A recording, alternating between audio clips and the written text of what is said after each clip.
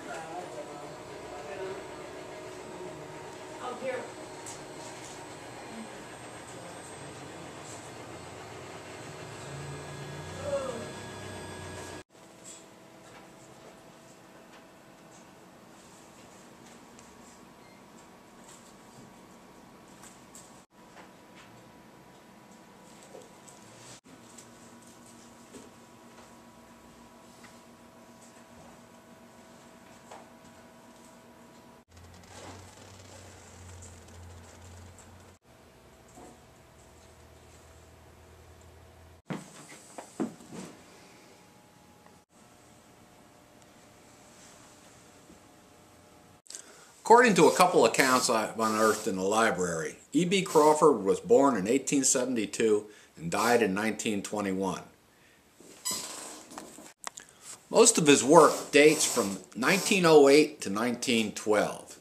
In that period he did most all these paintings. E.B. was deaf and he had an overbearing mother.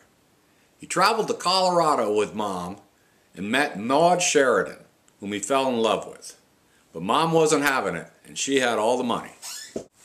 I'm fascinated by this story.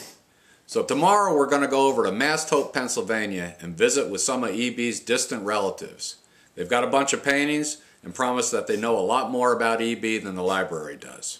Stay tuned for more Disposable TV. It's April 8th and I'm heading out to Pennsylvania and it's snowing.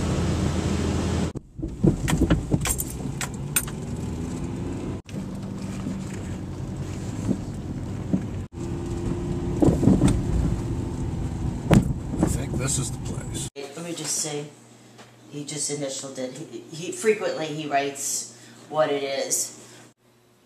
Oh, all his frequently he writes on the back. See the papers there, so now I don't know. I had it reframed. Oh, that's okay. You don't. So without, but I would say it's got to be. It looks, but I'm not sure. It does look like it could be a European scene. Yeah, it's 1908. He signed this one, and I'm almost sure if this was what it says on the back here is the Palisades.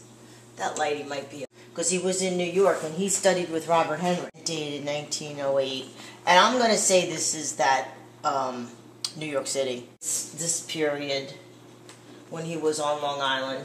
This looks very Long Island to me. Paris scene. Another European scene. They think, Lucy thinks this could have been Robert Henry. We're not sure, but she thinks it could be. And that looks very Long Island to me, too. I have is all 1909.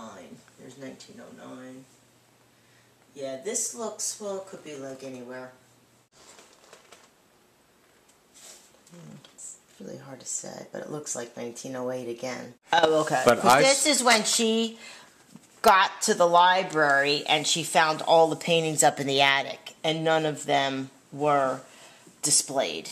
And that's when she prosecuted the library, and she filed a complaint against them. And that's Lucy McKay. Yeah, this is my mother-in-law. Violating what the deed had stated. Of anything you want. This is when he exhibited in Colorado Springs. 3rd edition, March the 28 to April 1913. Okay, the 8th of April, 1913. Delaware Art Center, Wilmington, Delaware, 1960. The committee of the show could find no trace of Ethelbert, thanks to the deadheads at the Ethelbert Crawford Memorial Library in Monticello, who had grabbed his money and dumped his paintings on the library attic floor. Lucy McKay. Some people say Henry, some say Henry. Okay, so Crawford, Last Touch of Sunlight. But you probably even know more of these artists if you went through here, but I'm almost W. Glackens. He was traveling. I have good pictures of him, too. You have photographs? Oh, yeah. Estelle, and had sent for to treat him. When the physician reached Crawford beside the sick man, who was in despondent mood, inquired as to the exact location of his heart.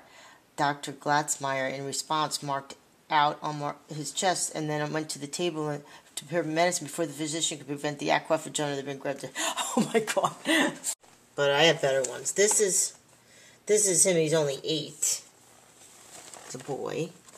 This is his mother.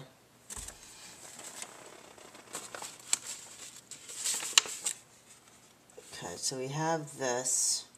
Hero had swept down the river and rescued. I do have pictures of that. Tug and Wharf, snap of Maud, clippings in Bible, death of his sister, age 22, and the funeral. June 1914. And I know this is from that whole thing. Then I forgot I had a picture of Maud. That's Maud. Maud Sheridan. Bert Crawford's girl. Now, Lucy didn't write that. That's written either by my great-aunt, John's great-aunt, Dove Selden. But that's Maud. Little Stella, only sister to Ethelbert, died of scarlet fever in New York at the age of 22. It was after this tragedy that the widow, Estelle Crawford, started cinching her only remaining child, Ethelbert, to her belt. From here on, she played on his sympathy, kindness, endurance, and slowly began to devour him.